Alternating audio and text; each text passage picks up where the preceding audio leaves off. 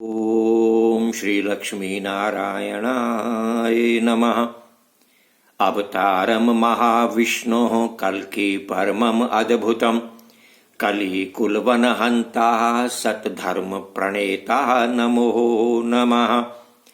ओम सुमति सुताय विद्महे निष्कलंकाय धीमहि तन्नो कल्कि प्रचोदयात्। ओम श्री नारायणाय नमः। श्री हनुमते नमः। सभी कल्कि प्रेमियों को जय श्री कल्कि। इससे पहले के एपिसोड में आपने सुना कि ब्रह्मा जी की पीठ से अधर्म और मिथ्या नाम के दो शक्तियां उत्पन्न हुई। अब आज हम इससे आगे की कथा लेते हैं। अधर्म और मिथ्या से एक पुरुष उत्पन्न हुआ जिसका नाम था दंभ। ये दंभ अत्यंत तेजस्वी, अत्यंत क्रोधी था और उनसे एक कन्या उत्पन्न हुई जिसका नाम था माया। इसी वंशावली में आगे जाकर के क्रोध और हिंसा के गर्भ से कली का जन्म हुआ है।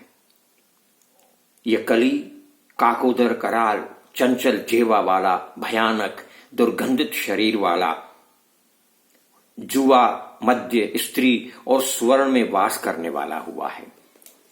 इसी से कली का वंश आगे बढ़ा है, जिसमें आधि, व्याधि, जरा, ग्लानि, दुख, शोक, भय आदि कली की सेना आती है। ये अत्यंत दंभी और दुराचारी हुए हैं।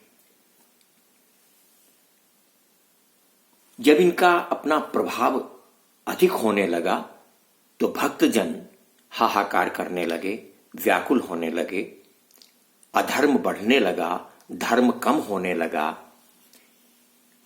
और यहां तक कि विवाद, कलह चारों ओर व्याप्त हो गया।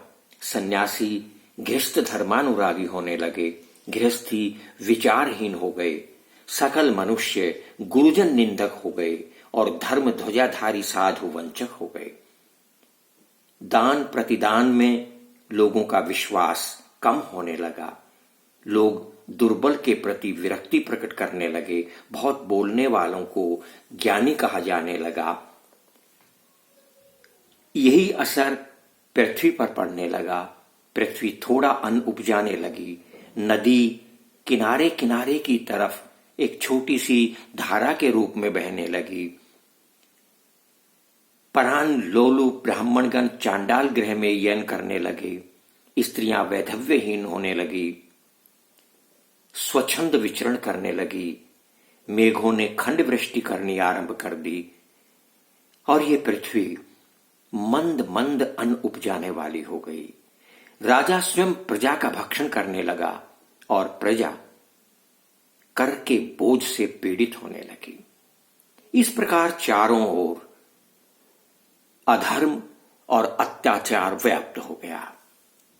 भगवान वेदव्यास जी महाराज ने लिखा है कि मधुमान से मूल फल यहारे प्राणधारिणः एवं तु प्रथमे पादे कलहे कृष्ण विनिंदिका द्वितीये तन्न नामहीनास् तृतीये वर्ण संकराः एक वर्णाश्चतुर्थे च विस्मृताच्युत सत्क्रियाः।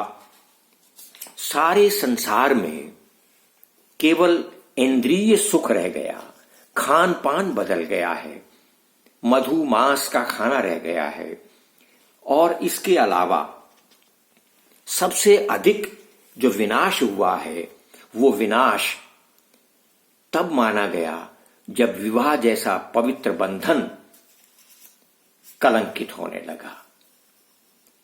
और विवाह जैसे पवित्र बंधन में स्त्री पुरुषों की सम्मति ही विवाह का एकमात्र आधार रह गई। जब तक सम्मति रहती तब तक वो पति पत्नी बने रहते। जब असहमति हो जाती तो फिर से एक को छोड़कर दूसरे से नूतन संबंध बनाने लगे। इस प्रकार कली का प्रभाव दिनों दिन जीवों पर बढ़ने लगा, प्रकृति पर बढ़ने लगा और ये पृथ्वी अपने पुत्रों के ऐसे अनाचारों, पापाचारों और अत्याचारों से प्रभावित होकर के बड़ी व्याकुल हो उठी।